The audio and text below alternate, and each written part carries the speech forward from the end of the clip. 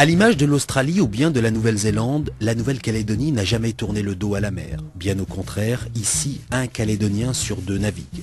Et le pourcentage entre voile et moteur est égal à 50% pour chacune des disciplines. C'est une population quand même très tournée vers la mer, très tournée vers la pêche et la plaisance. Et la mer fait vraiment partie de notre environnement. On la vit tous les jours, on a des gens qui nagent, on a pas mal de sportifs qui utilisent la mer soit donc en natation, en triathlon, ou en voile, en pêche.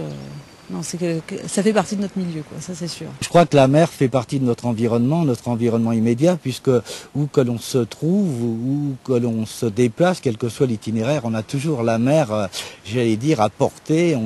On la voit en permanence, on la rencontre, on la côtoie, donc ça fait partie de notre environnement et c'est un lieu de loisirs assez riche.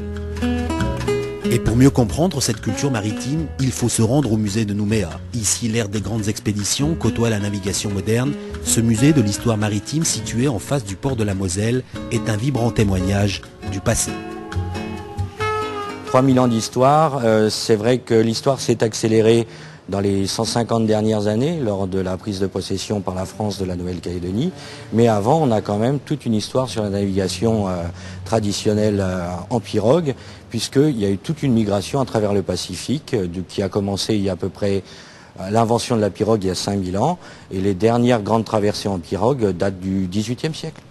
Situé au cœur de la ville, dans la petite rade de Nouméa, Port-Moselle est l'un des poumons économiques et touristiques de la province sud. Inauguré en 1991, ce port de plaisance est nanti des dernières infrastructures d'accueil.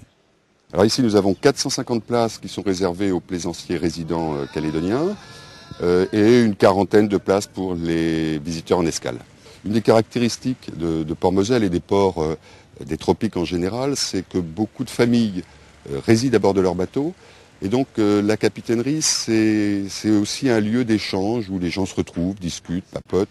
Il faut savoir qu'on a ici environ 300 personnes qui vivent en permanence sur le port. Donc c'est un petit village et la capitainerie, c'est un des lieux de rencontre privilégiés pour ces gens. Beaucoup de gens qui sont très amoureux de la mer préfèrent investir dans un bateau peut-être un peu plus grand, faire l'impasse sur un logement à terre, mais pouvoir tous les week-ends, voire même le midi, aller sur un îlot.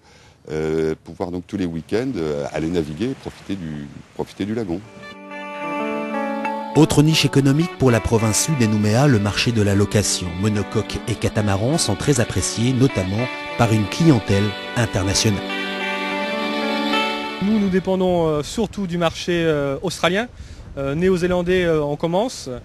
Métropolitain par période, effectivement, les gens nous interrogent souvent au Salon de Paris quand nous y sommes et viennent naviguer dans nos eaux. Sinon, effectivement, c'est la population locale qui loue nos bateaux. Naviguer en Nouvelle-Calédonie revient quasiment moins cher aux Australiens que de naviguer chez eux. C'est un paradoxe, mais c'est comme ça. Nous recevons ici chaque année environ 600 plaisanciers en escale, majoritairement des plaisanciers nord-américains, provenance des États-Unis et du Canada, et naturellement des deux grands pays de la plaisance que sont l'Australie et la Nouvelle-Zélande. Impliqué depuis près de 60 ans dans le nautisme calédonien, le Cercle nautique calédonien est le poumon de la voile sportive à Nouméa. 1700 membres et toujours la même ambition, convivialité, accueil, échange et partage. C'est un club qui regroupe des gens qui partagent une même passion, la mer.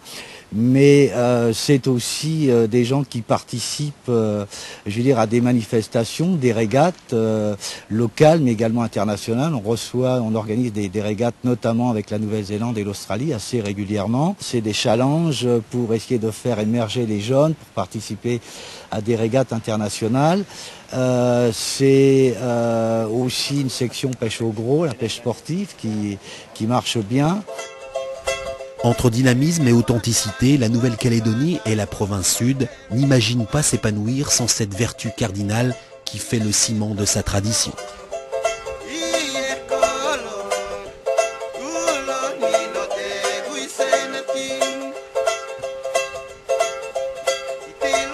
Un héritage millénaire qui se vit quotidiennement au rythme des saisons.